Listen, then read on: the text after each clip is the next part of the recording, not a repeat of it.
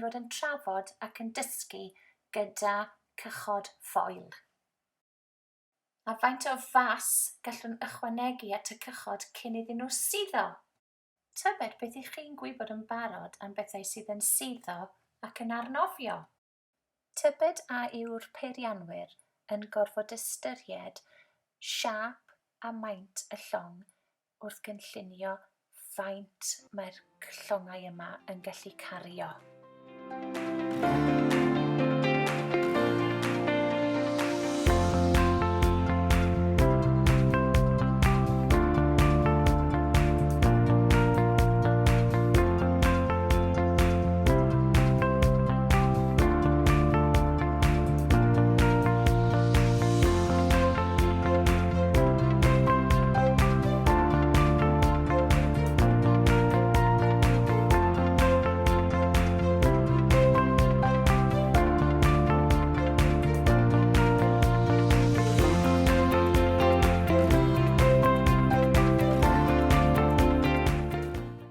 Eisiau cludo pobl o un ochr o'r afon i'r llall, byddai'n rhaid i fi gynllunio y math cywir o gwch ar gyfer gwneud hyn yn ddiogel. Felly dewch i brofi cychod gwahanol. Bydd angen sgwariau ffoil arnoch chi. Rydw i wedi defnyddio pren mesur i dorri nhw'n hafal. Yna bydd eisiau plygu y tin ffoil. Gallwch blygu'r ochrau fyny. Mae e'n plygu yn rhwydd iawn.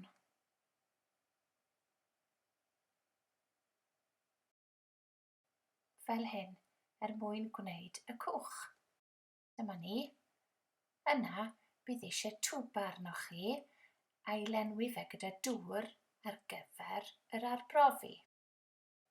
Yna rydym yn mynd i arbrofi drwy osod y cwch ar y dŵr i arnofio ac ychwanegu mas i'r cwch a chyfri i weld faint o fas fydd yn gallu aros ar y cwch cyn iddo fe suddo. Dwi'n defnyddio ceiniogau fan hyn, un ceiniog.